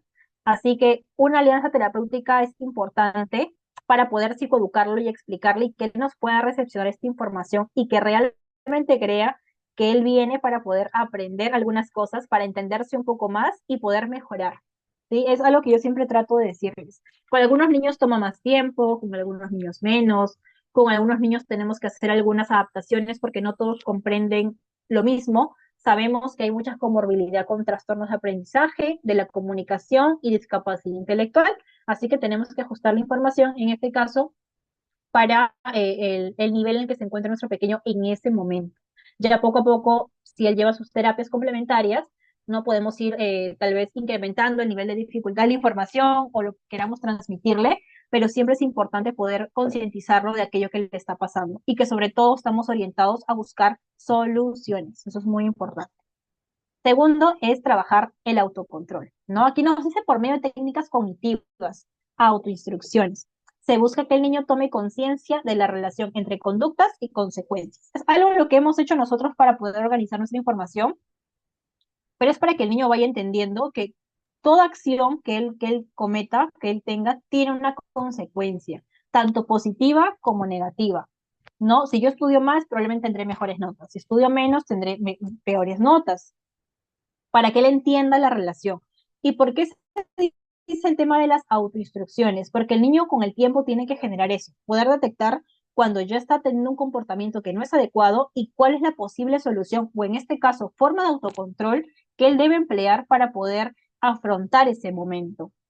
Sí, nos dice que es muy importante por eso mismo el entrenamiento en autoinstrucciones, repito, que el niño pueda tener la capacidad de poder detenerse a pensar de que lo que va a hacer a raíz de algo que le ha pasado no es correcto. Por ejemplo, golpear a la profesora, salirse del salón, ¿no? Tirar un material de mesa o gritar en medio del salón, ¿sí? ¿Y cuál es la posible solución al problema? ¿Cómo enfocarse hacia ello? Eh, por eso las autoinstrucciones y la resolución de problemas o conflictos están mano a mano, porque una va a llevar a que el niño pueda ejecutar otra. Y como les digo, yo desde el día uno, desde las primeras sesiones, siempre trato de pautar eso, decirle al pequeño que en nuestro proceso, tanto para él como para mí, es normal que van a haber conflictos, que no nos vamos a entender o van a haber algunos problemas, pero que siempre tenemos que buscar una solución, para que el niño poco a poco vaya tomando ese concepto, lo vaya interiorizando y lo recuerde para que posteriormente, cuando se lo hagamos mención en alguna sesión donde trabajemos solución de conflictos, él ya venga con una idea o no tenga ese rechazo a trabajar el tema de la solución. Algunas técnicas de autocontrol por ahí que se suelen trabajar, ¿no? La técnica de la tortuga, el oso Arturo, la técnica del semáforo, en su mayoría van de la idea del tema de parar, reflexionar y buscar soluciones, ¿no? Creo que la mayoría se centra en eso, así que sí, es algo que nosotros podemos emplear como parte de nuestro plan de intervención. Asimismo, la parte de la mejora de la atención, el entrenamiento en funciones ejecutivas, ¿no? Como las fichas de atención, aplicaciones electrónicas. Por lo general, esto es un complemento. Recuerden que un niño con TDAH lleva diferentes terapias. Suele llevar terapia de modificación de conducta o terapia emocional dependiendo de la edad.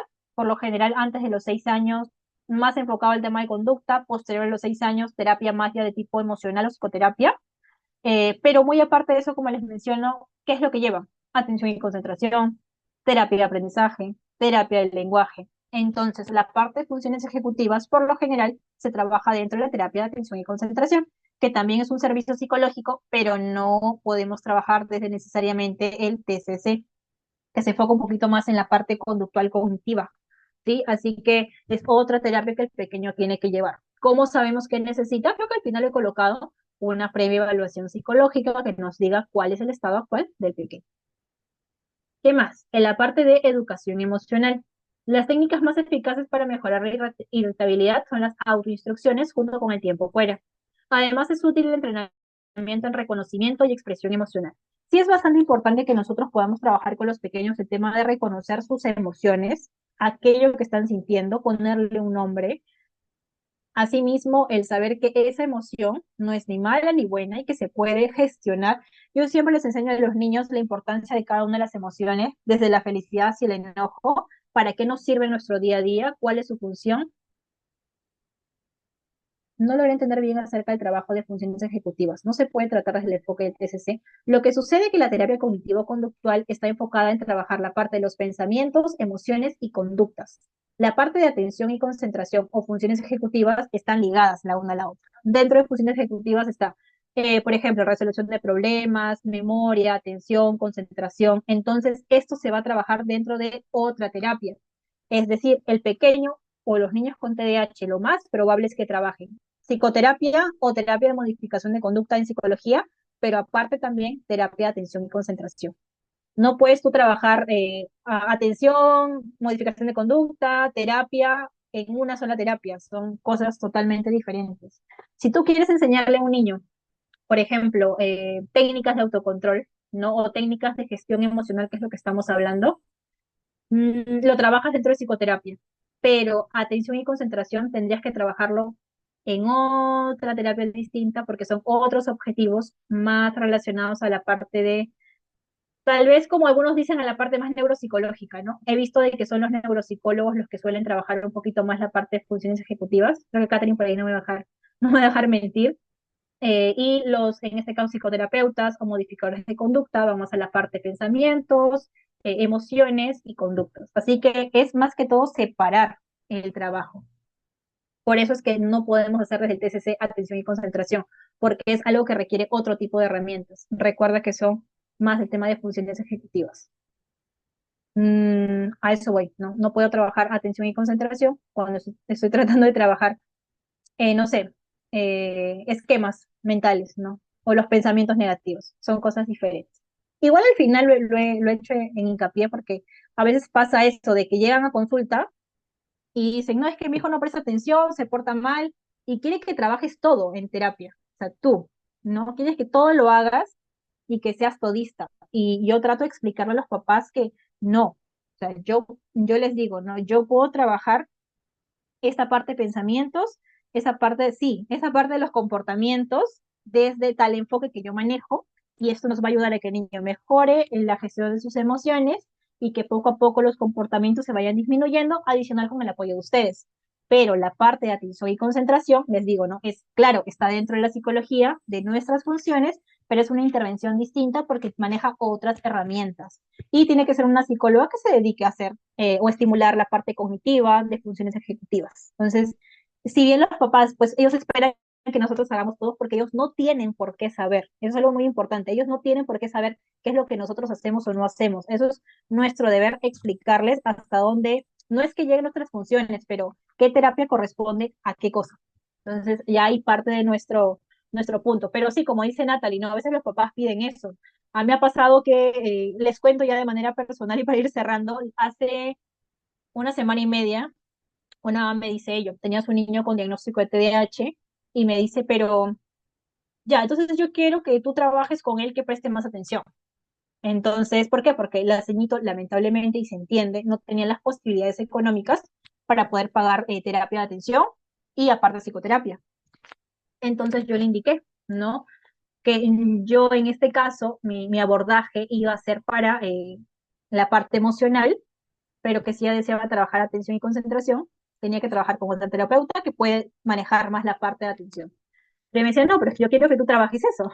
Y yo le dije, claro, es que ella no tiene por qué saber que el trabajo es aparte, es separado, que es distinto. Así que yo le expliqué que primero habría que valorar el tema de las prioridades, porque es un señorito que no quería pasar evaluación psicológica previa, pero que sí, así iba a llevar conmigo, iba a trabajar esta parte, la parte conductual, que lamentablemente estaba interfiriendo muchísimo a que el niño, que era muy hábil, pueda completar sus actividades. Porque muy aparte me parece que el TDAH hay un trastorno de conducta ahí, ¿no? Pero se le explicó para que ella pueda entender. Entonces, hay papitos así, un poquito más demandantes, como hay papás un poquito más que con mucha tranquilidad te piden que les expliques, porque pues no saben, y la idea es que nosotros como profesionales les expliquemos hasta dónde llega nuestro campo de trabajo, ¿no? Yo les explico terapia de conducta, terapia emocional, terapia de atención y concentración, nosotros, o taller de habilidades sociales, pero terapia de aprendizaje, otra terapeuta, terapeuta de lenguaje, otra terapeuta, terapia ocupacional, otra terapeuta, ¿no? Y que dentro de psicología, ¿no? Terapia emocional o de conducta, una terapeuta, y de atención, otra terapeuta, y que es otra terapia diferente. Y ya él ya tiene un panorama, ¿no? Porque tampoco le podemos decir, ya señor, voy a trabajar atención, voy a trabajar conducta, voy a trabajar emociones, porque no podemos hacer eso. No sería, uno, contraproducente, y dos, en nuestras posibilidades tampoco podemos completar, ¿no? Una sesión ya fichas de estimulación, en la otra sesión trabajamos tus pensamientos y tus emociones. No puede ser así. Más o menos es eso, para que ustedes también puedan explicarles a veces a los papitos que no tienen información más certera, porque ellos vienen con una derivación de neuropediatra que dice, ¿no? Terapia de psicología. Así, dice, terapia psicológica. Los neuros le ponen. Es como que, claro, pero ¿qué tipo de terapia? Sí, Esmeralda, te leo. Me dejas la preguntita por ahí.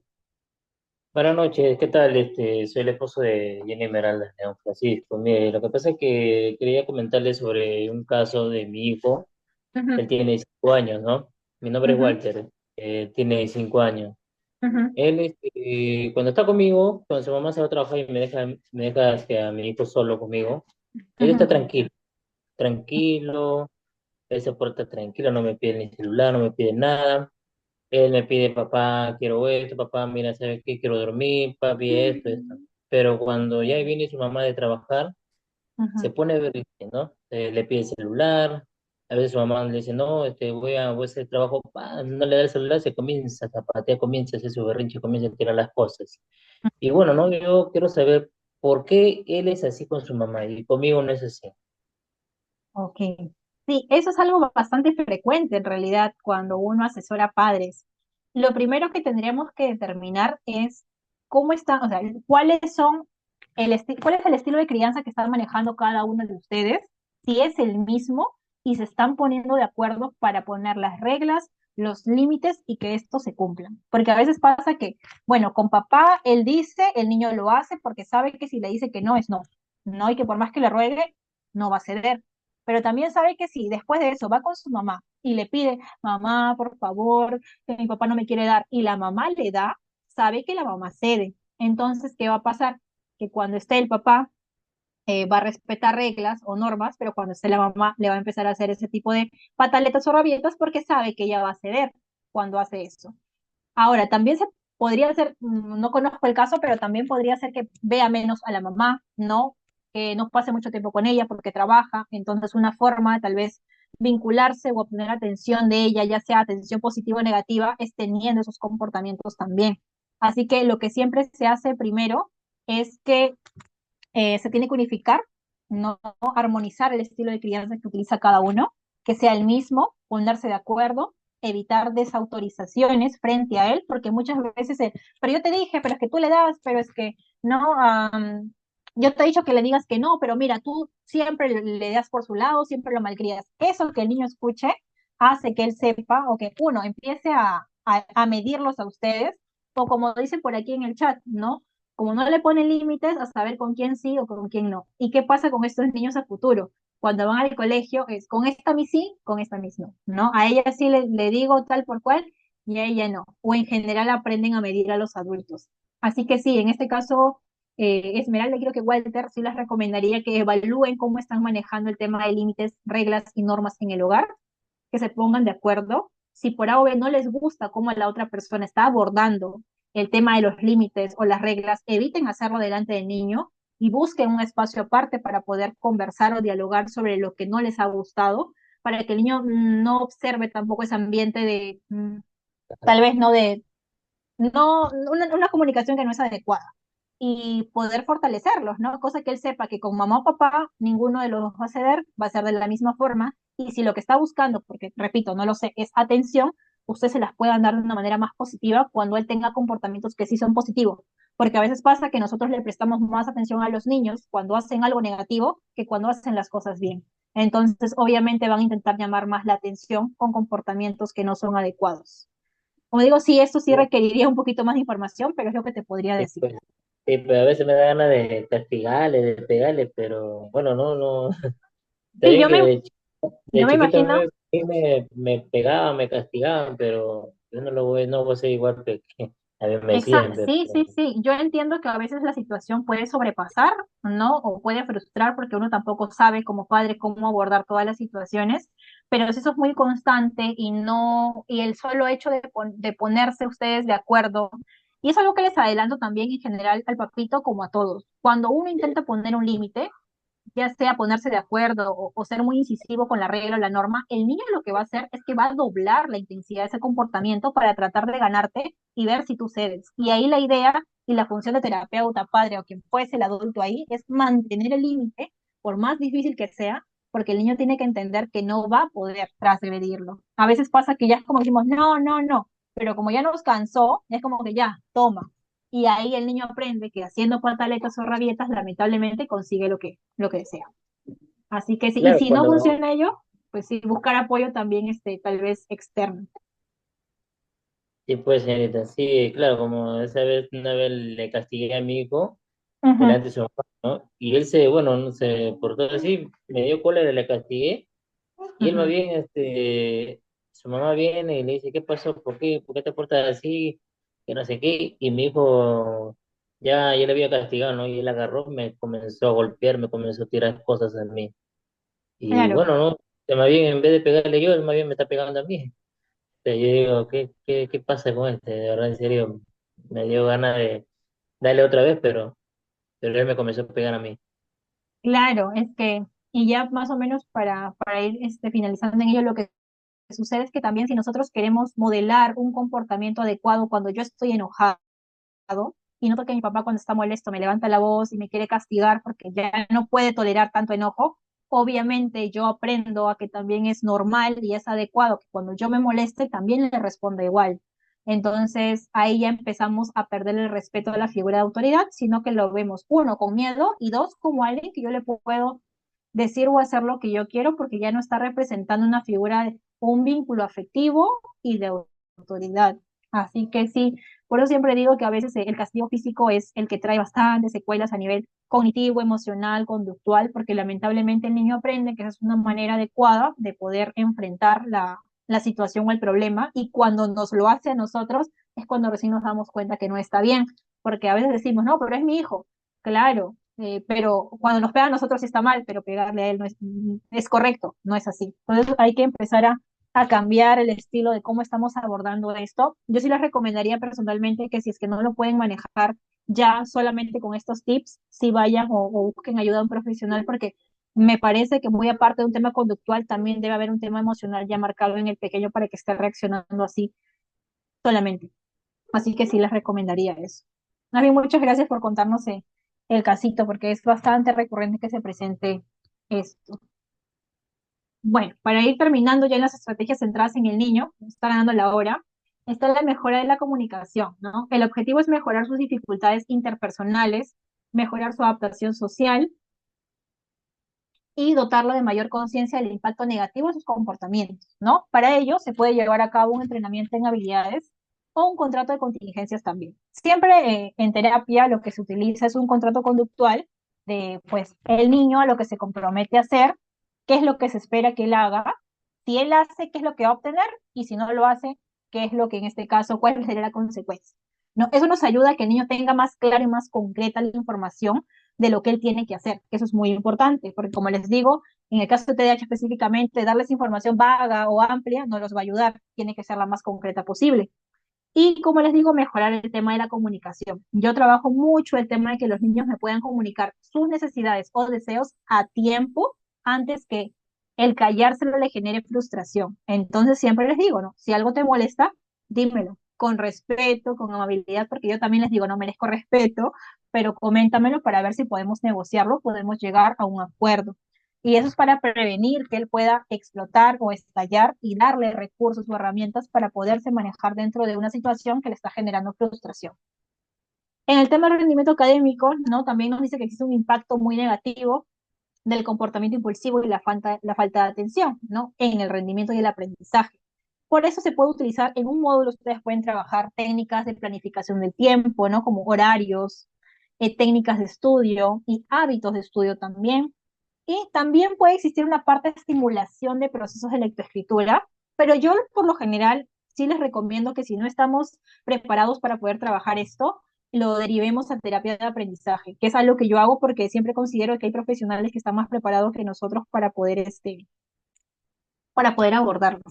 Así que sí, podemos trabajar hábitos, métodos, ayudarlo a crear un horario, cómo planificar sus actividades escolares, ¿no? A través tanto del juego como actividades en sesión, pero si ya vemos que el problema incide mucho y que los problemas de rendimiento académico son muy marcados y ya no solamente se deben a la falta de planificación o de autocontrol, sino que también ya es muy marcado que se le dificulta leer o escribir, tal vez necesita una derivación a terapia de aprendizaje o, en su caso, no está llevando si es que ya lo han derivado, ¿no? Y hacerle incidir al papá la importancia de que el trabajo sea multidisciplinario y que lamentablemente los psicólogos no podemos hacer todo como a veces se cree, ¿no? Que podemos hacerlo todo. No, tenemos nuestro campo de acción, pero necesitamos profesionales que puedan trabajar de la mano con nosotros.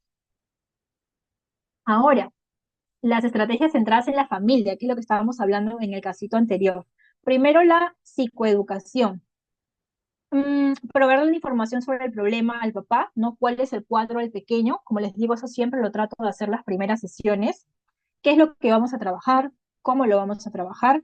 Que entiendan que los comportamientos del niño no son meramente porque es malcriado o irrespetuoso, porque no me quiere hacer caso, sino que hay algo más que lo está generando a nivel orgánico propio del cuadro, a nivel de aprendizaje, de lo que ha visto en la familia, lo que ha visto en la escuela, los comentarios que están recibiendo y cómo ellos pueden empezar a manejar, ¿no? Ir trabajando de la mano en este aspecto. Lo segundo es el control estimular, realizar intervenciones dirigidas a modificar estímulos del entorno relacionados con las conductas problemáticas, así como pautar estrategias dirigidas a modificar la enseñanza del profesor o estilo comunicativo en la familia. Es decir, así nos dice, ¿no? Cambiar dónde está la ubicación del niño en el aula, ¿no? Combinar actividades de ocio con actividades escolares para generar un momento de, en este caso, las pausas activas ayudan mucho, ¿no? El tema de que un niño en movimiento requiere cada cierto tiempo moverse. Entonces, si lo tenemos sentado 5 o 6 horas en el colegio, pues obviamente no va a rendir. Así que buscar estrategias que permitan que el niño en el aula pueda tener la experiencia más, dentro de todo, adecuada, ¿no? En general, no solamente un niño con TDAH, para todos. Pero sí, por ejemplo, ¿no? Hay maestras que a veces sientan a los pequeños al fondo del salón, y eso es peor. ¿Dónde se le tiene que ubicar? ¿Con quién se le debería sentar? ¿Cómo? ¿Qué palabras deberíamos usar para darle una indicación? ¿De qué forma debe ser la indicación? ¿No? Muy concreta, muy corta, muy dirigida a lo que necesitamos y no como, pórtate bien, que es algo que se hace mucho, sino necesito por favor que te sientes un momento hasta que termines esto, ¿no? Que es muy distinto. Entonces, cambiar todos los estímulos que pueden estar haciendo que el pequeño esté comportándose de esa forma. Eso es bastante importante. Y esto lo vamos determinando, pues, recolectando información con los padres, recolectando información con la docente. Por eso digo que es vital que nosotros como terapeutas, como psicólogos, trabajemos de la mano con la docente, el auxiliar y todas las personas que estén involucradas dentro del ámbito escolar y familiar. Y por último, el entrenamiento en los principios del aprendizaje operante, ¿no? La parte operante creo que es algo que se mantiene hasta hoy en día en vigencia, que funciona mucho. Las técnicas como el reforzamiento positivo, el castigo, la extinción, ¿no? Como le decía el papito hace rato, a veces los niños hacen cosas que para ellos representan un gran esfuerzo, porque a veces el niño copia, mala, pero copia, y todos ven que lo hizo mal, pero nadie ve que copió. Entonces, el no reforzar a tiempo que el niño copió es perder la oportunidad de que se incremente un comportamiento importante para nosotros. Entonces, que el papito entienda qué está reforzando, que lo que está reforzando no es positivo, está reforzando un comportamiento que no es correcto. o hacerle entender que está ignorando conductas que no debería ignorar y que más bien le está prestando atención a conductas que debería ignorar, es importante. La economía de fichas. Algo que se trabaja bastante es el tema de, como conocemos, ¿no? La economía de fichas, de que él pueda tener una serie de objetivos a cumplir, que se puedan poner algunas caritas o algo representativo e importante para el pequeño, y que juntando un sistema de puntos, él pueda tener acceso a algo. Eso yo lo hago en sesión particularmente, pero los papás también lo hacen en casa. Por ejemplo, yo con algunos niños que comprenden un poquito más o son un poquito más ahí, más incisivos, trabajo a veces el tema de los privilegios que yo les digo, ¿no? Y ahí tengo niños con TDAH o con problemas de conducta que a veces necesitan esos espacios o necesitan, o no les gusta que tú los abraces, no les gusta que tú les des la mano, no les gusta estar sentados mucho tiempo. Entonces yo les digo, ok, te voy a dar la oportunidad de que te ganes 2 minutos más para dar una vuelta en el espacio, pero para eso tienes que completar tales cosas, ¿no? Y son sus privilegios, o son a las cosas o los puntos a los que nosotros llegamos. Igual siempre les doy, pero les hago saber que ellos pueden trabajar para conseguirlo y que si siguen una línea o ciertos comportamientos pueden acceder a algo más. Obviamente con los papás a veces esto se trabaja más con un tema de salidas, de juguetes, de premios. Yo trato siempre llevarlo más al tema de experiencias, ¿no? Que el niño pueda tener experiencias con su familia, porque lo que pasa mucho, como les digo, es que la parte emocional está comprometida. Así que tener espacios o momentos con la familia van a ser bastante importantes y yo prefiero que se trabaje más por ese lado. Así que es una estrategia también que ustedes pueden colocar. También está la sobrecorrección, ¿no? Que nos dice que es una técnica de reducción de conductas inadecuadas, alternativa a la extinción, tiempo fuera y otros procedimientos, que consta de una parte restitutiva y una parte práctica, ¿no? Básicamente que el niño repare el daño que ha causado y después practique una conducta alternativa de manera repetida. Yo lo aplico no mucho a veces, pero por ejemplo, me ha pasado que tengo niños que por enojarse, ¿no? En la pizarrita que tenemos me la rayan todo. Y pues porque se molestaron porque no les salió algo. Entonces yo les digo, ya, vas a borrar la pizarra, pero aparte de eso me vas a ayudar a limpiar la mesa también, porque mira, acá hay manchitas de plumón, y aparte también a pasarle un pañito húmedo a tal espacio, porque mira, también está sucio. Es decir, como que le asigno algo adicional, ¿no? Por ejemplo, me tiró el juego porque se frustró. Ok, lo vas a recoger, pero ahora también me vas a ayudar a ordenar todo ese espacio de juegos. Dicen, ¿pero por qué? Digo, porque ya que estamos ordenando, ¿no? Vamos a seguir, me vas a apoyar a ordenar, ya que estamos trabajando esto. ¿Para qué? Como es algo adicional que les incomoda y que no les gusta, pues van a pensárselo 2 veces antes de volver a hacerlo, ¿no? Porque saben que va a haber algo adicional que no les va a gustar. Entonces le creamos aversión a ese tipo de conductas negativas. Aún así, yo apuesto primero por las técnicas de reforzamiento positivo, ¿sí?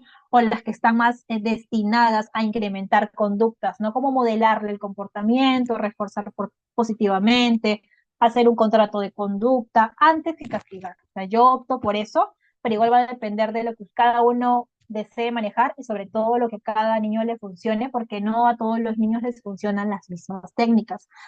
La idea es ir armando nuestro plan de trabajo, pero irnos adaptando en el proceso, porque a veces nos cerramos a que se tiene que hacer así y pues no es así, no a todos los niños les va a funcionar el mismo plan que tenemos para los niños con TDAH, ¿no? Recuerden que en este caso las técnicas cognitivo-conductuales o netamente conductuales se ajustan a las necesidades de cada uno de nuestros pequeños y tenemos que trabajarlo en función de eso.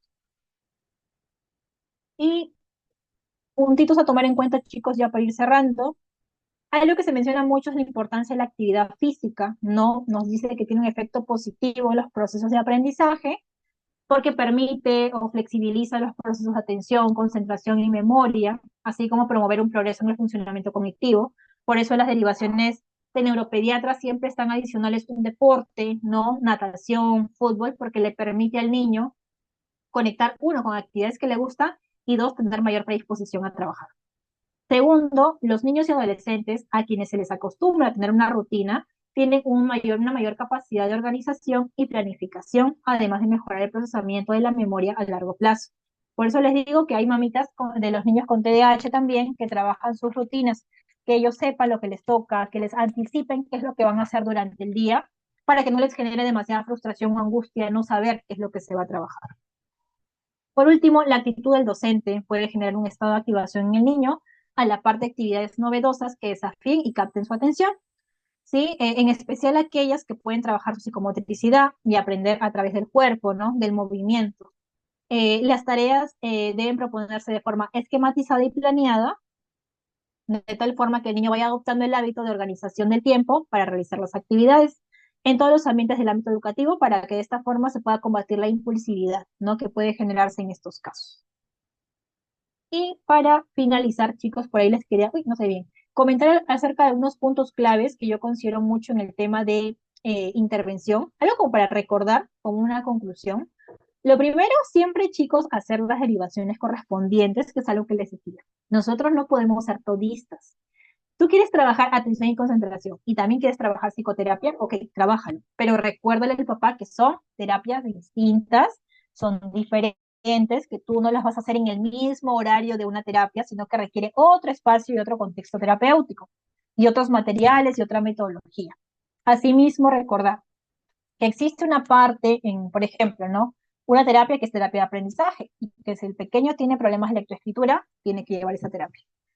Tiene que llevar atención, que lleve atención. Si tiene problemas en el lenguaje, tiene que llevar a terapia de lenguaje. O si hay un problema de regulación sensorial, tienes que llevarlo a terapia ocupacional. Pero nosotros no podemos hacer todo, aunque queramos apoyar a los papás. No, es mejor decirles la verdad, limitarnos y hacer bien lo que sabemos hacer, a mentirles o engañarles o prometerles cambios que nosotros no vamos a poder cumplir porque no somos profesionales en ello, ¿sí? Trabajar en función a un previo proceso de evaluación psicométrica y conductual. Como les decía, no todos los papás a veces les hacen evaluaciones tanto psicológicas como neuropediátricas a los niños, pero recuerden que es muy importante poder conocer la situación actual del menor en las distintas áreas, ¿no? Intelectual, de atención, socioemocional, conductual, porque nos permite poder hacernos una idea y tener un punto de partida de nuestro plan de intervención. Pero claro, adicional a esto, nosotros también realizar un análisis de los comportamientos que está presentando el niño y poder generar nuestro plan de trabajo. Es decir, qué estrategias vamos a utilizar para trabajar cada comportamiento que se está presentando. Monitorear el componente cognitivo del menor de manera frecuente. A esto voy con el tema de pensamientos, el estado emocional.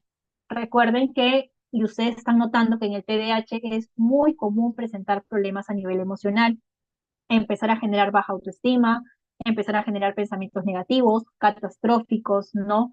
Pensamientos más relacionados a la desvalorización personal o a ese sentimiento de inferioridad o de no ser suficiente. Así que puede que nuestro niño haya llegado porque tal vez tiene problemas de atención o no sé, es muy impulsivo, pero hay que ir viendo cómo va ese componente que no se vea afectado, porque recuerden que él sigue en el colegio y sigue en esos espacios y sigue con sus compañeros y puede presentar esos problemas. Dime, Natalie, creo que levantaste la manito por ahí. Buenas noches.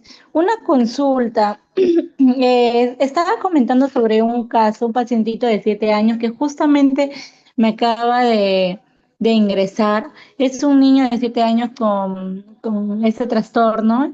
Y bueno, la mamita ingresó motivo de consulta, lo que es tiene problemas de conducta, también no presta atención en el colegio, su maestra se ha quejado muchas veces, los amigos no quieren juntarse con él, entonces no tiene un diagnóstico como tal, pero según las terapias que anteriormente le han mencionado, sí, muy probable que tenga este trastorno, pues, ¿no? TDAH. Entonces, bueno, se le está haciendo una intervención y desde un inicio se estaba realizando lo que es emocional, todo el aspecto del área emocional, pues, ¿no? Pero a la vez, al trabajar con este pequeño, también por así decirlo, he podido notar lo que son sus déficits, lo que es su déficit de atención. En este aspecto, más que es una duda que me acaba de surgir por lo mismo de que hace poco ha mencionado que, bueno, psicoterapia es muy aparte de lo que es atención, bueno, yo, de mi parte, le he estado trabajando en un inicio emocional, pero por otro lado, mientras más lo he ido tratando ese pequeño, porque como le comentaba, no tiene un diagnóstico como tal, todo es presuntivo, entonces se está trabajando en base a él. Entonces, yo le estaba trabajando lo que es emocional, pero a raíz que le estaba tratando más y más, es obviamente debido a todo, a lo que es a su trastorno, pues, ¿no? Que pues, bueno, no está diagnosticado, pero es lo que indica la mamá. Entonces, ahora lo que más o menos estaba planteando es trabajarlo lo que es emocional y a la vez reforzar lo que es conducta, atención. Ahora ya me ha surgido totalmente esta confusión debido a que usted ha mencionado que son cosas muy diferentes y todo. No sé cómo o qué sugerencia me podría dar usted de intervención o alguna recomendación. No sé qué opina usted. Claro, lo que sucede es que probablemente no tienes un informe psicológico, ¿no? Donde estén las terapias que se le han recomendado al pequeño. No, él ha pasado por muchos centros, es más, ha ido hasta ARIE, que es un centro, una institución bastante conocida, y efectivamente le han dicho que lo más probable es que tenga este trastorno. Es presuntivo, pero no un diagnóstico como tal. Y le han dicho que sí, efectivamente tiene ese trastorno y que debe tener terapia de atención, conducta, pero emocional no mucho le han tocado este tema. Ujú. Más que nada es, y otro punto que me estaba olvidando es porque la mamá ingresó porque dice que está mintiendo mucho, está mintiendo mucho y así, haciéndose, por así decirlo, el víctima, y de esa forma ingresó la mamá ahora al centro donde me encuentro. Ujú. Ok, está bien. Sí, es que así como tú me lo planteas, el pequeño necesita una parte de intervención emocional para poder, ¿qué es lo que estará pasando? Probablemente la parte de pensamientos y emociones está desencadenando ciertas conductas que son disruptivas, porque el pequeño ya es grande. O sea, no es que él esté explorando la vida y diga, ay, si tiro esto se cae, como que recién está entendiendo, no, sino él ya maneja el espacio, sabe cómo funcionan algunas cosas, ya hay una dinámica por la que él tiene ciertos comportamientos. Entonces, han pasado algunas cositas aquí y a nivel emocional que están haciendo que él actúe de cierta forma. Así que está bien, o sea, tú puedes ya a esa edad, más que conducta, trabajar la parte emocional porque eso es lo que está desencadenando los problemas de comportamiento. Esa es una parte. Pero si tú me dices que lo has visto y aparte te has dado cuenta que, claro, puede que los problemas de atención estén desencadenando esos problemas a nivel emocional o conductual, ahí tú has tenido que ver cuál es la prioridad. O sea, si es que no puede llevar las dos terapias, porque tú me estás diciendo que le han recomendado atención, conducta, no una terapia, dos o tres aproximadamente, y el papá no puede pagar las dos, tú empiezas a hacer una valoración de qué es lo más urgente en trabajar con él. Tal vez tú me dices, no, es que realmente se pierde mucho y queremos trabajar psicoterapia y no se puede porque no presta atención. Ya, listo. Entonces empieza a enfocar tu trabajo hacia atención y concentración. Y cuando veas que el niño ha logrado ciertos niveles o ha mejorado, que pase una evaluación, trabaja psicoterapia. Pero te soy sincera, a la edad de ese niño, él requiere llevar ambas terapias, tanto la parte emocional, como tú me dices, porque ya está mintiendo, y el mentir no es que él miente porque sí, hay un contexto detrás probablemente, pero aparte también es necesario trabajar la parte de atención y concentración. Entonces, yo te recomendaría que le plantees eso al papá, que tú no puedes hacer las dos terapias, que has visto que estás trabajando una y te funciona, pero necesitas la otra para complementarte y que va a depender de esa. Entonces, plantearle, si el papá te dice, señorita, yo no puedo, no puedo pagar ambas terapias por tales motivos, ok, prioriza qué es lo que el niño necesita ahorita más. Yo a veces les digo, ya, señor, le propongo, no sé, dos sesiones de atención y una de modificación de conducta o de emocional, ¿no? Llegar a un punto medio, pero si tampoco se puede eso, prioriza qué es lo que el niño necesita ahorita más con mayor prioridad. Si él está mintiendo y eso ya está desencadenando otros comportamientos, yo priorizaría la parte netamente conductual emocional, porque ya puede derivar hacia otros problemas un poquito más graves, ¿no? Así que plantéate, tú evalúa tu caso, identifica las conductas problemas, las áreas problemáticas del niño también, qué tanto lo están limitando en las áreas de funcionamiento, ¿no? La parte conductual, qué tanto lo está limitando, y la parte de atención, qué tanto lo está limitando. Valora eso, como te digo, planteale al papá eso, necesita ambas cosas o necesita más esto y esto, busca una solución con ellos, pero sí, o sea, él necesita, así como tú me lo dices, trabajar ambas partes. Y claro, lo puedes hacer tú, pero en contextos diferentes, no como una sesión tal, porque así no va a avanzarte como debería avanzarte, porque ya está grandecito, no tiene 4 o 5 años, tiene 7, creo, ¿no? Tiene 7, ya requiere una Mm, intervención. más especializado, Ya. ¿sí? Ok, ya sí, ya. Entonces, muchas gracias, de verdad, que sí me has aclarado bastante la duda. Y sí, de todas maneras, como le comentaba en un inicio, es más notorio lo vi, lo que son ese problema emocional, por lo mismo que mientras se ha dado más avanzando las terapias, también me comentaba que por los mismos problemas de conducta que presenta, también tiene una mala relación con sus compañeros no se quieren juntar con él, le hacen bullying, la mamá le habla mal del niño a la mamá. Entonces, sí, efectivamente, como usted dice, hay que darle prioridad a cierta área, pues, ¿no? Gracias. No te preocupes. Ahí más bien ya voy. Ya me está escribiendo, voy a terminar. Listo, chicos. Para ir finalizando, el tema de no olvidar los principios de aprendizaje básicos, como les digo, qué estamos reforzando, qué no estamos reforzando, por ahí qué conductas estamos ignorando que no deberíamos ignorar, que se nos está pasando, ¿no? A nosotros también como profesionales, porque también nos puede pasar. O sea, eso, que seamos profesionales no quiere decir que nos vamos a equivocar, o que sean padres no quiere decir que los van a ser los mejores padres o los mejores docentes. Todos nos equivocamos, a veces damos por alto, pasamos por alto ciertos comportamientos, así que tomar en cuenta ello.